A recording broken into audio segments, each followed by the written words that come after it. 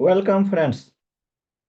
आज हम लोग वित्तीय मध्यस्थ के बारे में बात करेंगे। फाइनेंशियल इंटरमीडियरी जो शेयर मार्केट में हम लोग खरीद बेच करते हैं, जो आदान प्रदान होता है, उसको कैसे स्मूथ गति से उसको ये सब सारे ट्रांजैक्शन को खरीदने से लेकर हमारे डीमेट अकाउंट तक पहुंचने में, और इसमें जो पैसे का लेन देन होता है, सारी चीज को कैसे सरल सहज गति से संपन्न करवाता है। इसमें अलग अलग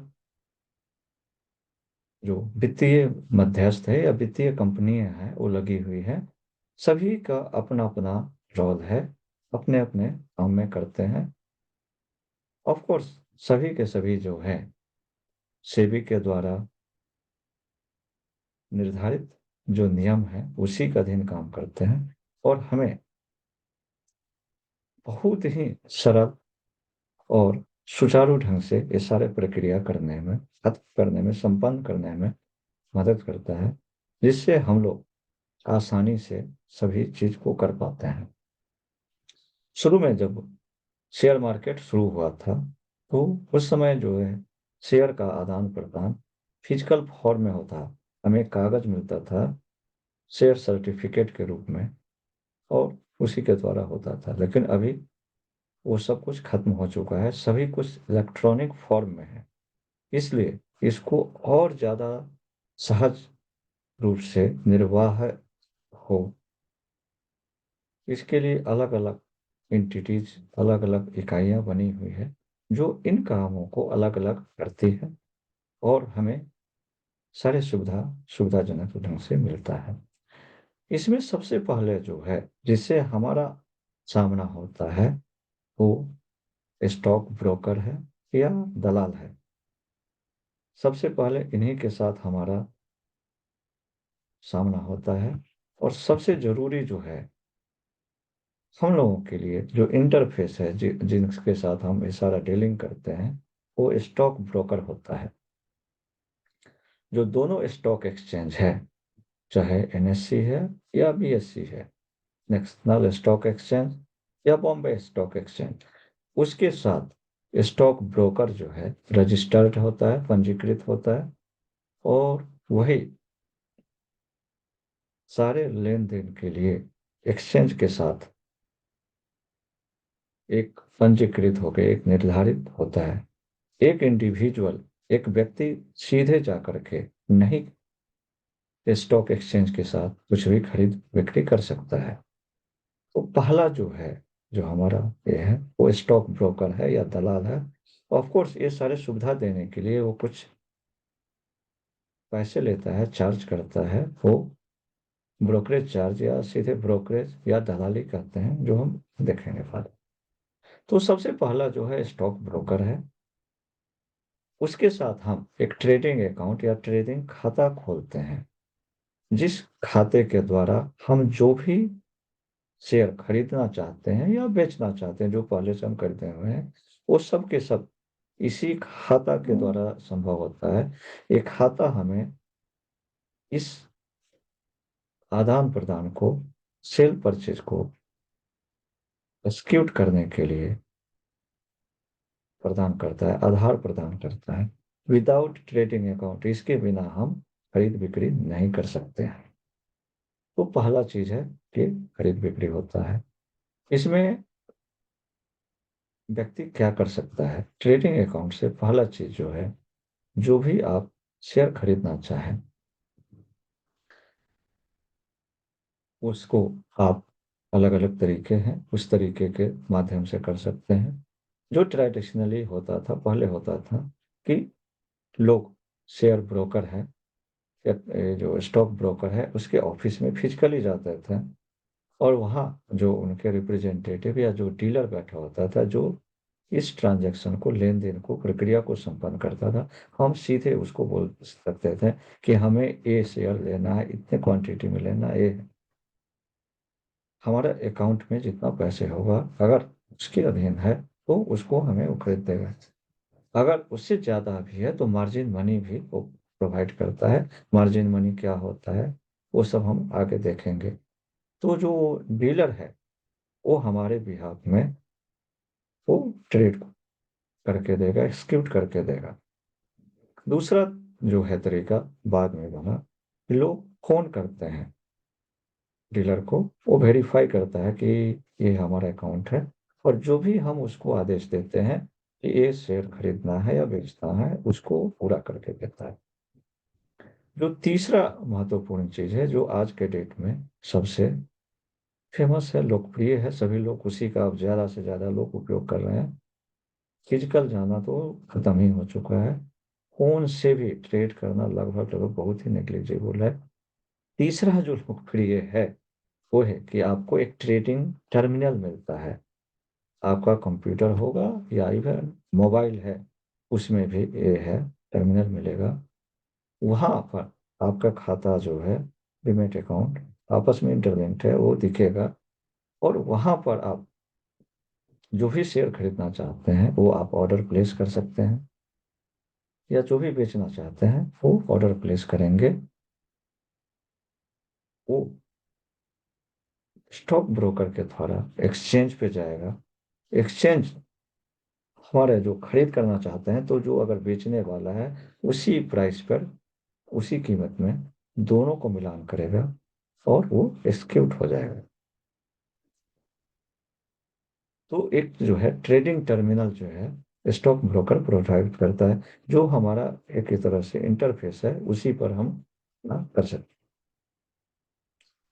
अब अगला चीज आता है डिपॉजिटरी एंड डिपॉजिटरी पार्टिसिपेंट्स। ये भी एक बहुत ही महत्वपूर्ण एंटिटी है। जो भी हम खरीद बिक्री कर रहे हैं, जो वो ट्रेडिंग अकाउंट है वो ब्रोकर मेंटेन करता है, उसके माध्यम से होता है। लेकिन जो हम एक तरह से समझने के लिए देखें कि पैसे जमा करते हैं, तो एक बैंक के लॉकर में होता है, वहां पर सुरक्षित रखता है। उसी ढंग से जो हम शेयर ले रहे हैं या बेच रहे हैं, वो कहीं ना कहीं किसी वोल्ट में सुरक्षित होना चाहिए। ये डिपॉजिटरी जो है इसका काम करता है। डिपॉजिटरी में सारे के सारे जो हमारे शेयर्स हैं वह इलेक्ट्रॉनिक फॉर्म में सुरक्षित रहता है। वो दलाल के पास नहीं रहता है, वो डिपॉजिटरी में रहता है, सो दैट कि दलाल कुछ उसमें हेरा फेरी नहीं कर सके। उसका दलाल का काम ट्रेड को एक्सिक्यूट करने के साथ ही खत्म हो जाता है। ये सारे के सारे जो भी हमारे शेयर हैं वो डीमैट अकाउंट में डिपॉजिटरी के पास रहता है, और जो डिपॉजिटरी पार्टिसिपेंट्स है हमारे बिहाफ में उसको मेंटेन करता है। मुख्य रूप से जो है डिपॉजिटरी पार्टिसिपेंट्स या प्रतिभागी दो हैं, NSDL and CSDL, CDSL. NSDL national stock exchange का बिहाफ में ये डिपॉजिटरी पार्टिसिपेंट्स हैं, और बॉम्बे स्टॉक एक्सचेंज या बीएसई के लिए जो है सीटीएसएल काम करता है, सेंट्रल डिपॉजिटरी सिक्योरिटीज लिमिटेड, और ये नेशनल स्टॉक डिपॉजिटरी लिमिटेड है। अब तीसरा चीज आता है डीमैटेरियलाइजेशन। जो भी शेयर्स हैं फिजिकल फॉर्म में अब नहीं रखे जाते हैं। 1996 से पहले फिजिकल फॉर्म में होते थे, उसके बाद से इलेक्ट्रॉनिक फॉर्म में इसको बदल दिया गया है। जो भी हैं सबको बदला जा रहा है, कि जो अभी छूट भी गए हैं पढ़ रहे हैं। तो 96 के बाद से डीमैटेरियलाइज्ड फॉर्म में या अभौतिक जो है स्वरूप में ये होता है। भौतिक स्वरूप जो है खत्म हो गया। अब अगला जो महत्वपूर्ण है इसमें एक जो है बैंक है। शेयर का जो खरीद बिक्री का जो है खाता स्टॉक ब्रोकर के पास रहता है, जो हमारा शेयर है डिपॉजिटरी के पास रहेगा। लेकिन इस सब कार्यक्रम में, इस लेन देन में, एक पैसे जो है मनी है, एक महत्वपूर्ण चीज है, उसका काम जो है बैंक के पास है। बैंक से हमारे ब्रोकर के पास पैसे जाता है या ब्रोकर से वापस आता है। किसी भी ब्रोकर के साथ एक अकाउंट एक समय में लिंक रहता है। जिस अकाउंट से पैसे उसमें जाएगा और उसी से वापस जब हम निकालेंगे वापस उसी बैंक में आएगा। दूसरी महत्वपूर्ण चीज है, दूसरे बैंक अकाउंट से उसमें पैसे नहीं डाल सकते हैं हम अपने ट्रेडिंग अकाउंट में। अगर मेरे नाम से ट्रेडिंग अकाउंट है और मेरे नाम से ही बैंक अकाउंट होना चाहिए, उसी बैंक अकाउंट से पैसे जाएगा उसी से वापस आएगा। हमारा एक से अधिक बैंक अकाउंट हो सकता है, लेकिन ब्रोकर के साथ जो है एक ही अकाउंट जो है एक समय में लिंक रहेगा, जुड़ा हुआ रहेगा। हाँ, ये संभव है कि अगर हम चाहें कि उस अकाउंट को हटाकर दूसरा अकाउंट जोड़ने के लिए, ऐसा संभव है। उसके लिए निश्चित रूप से कुछ पेपर वर्क करना होगा, उसके लिए दलाल से बात करना होगा, वो हो जाएगा।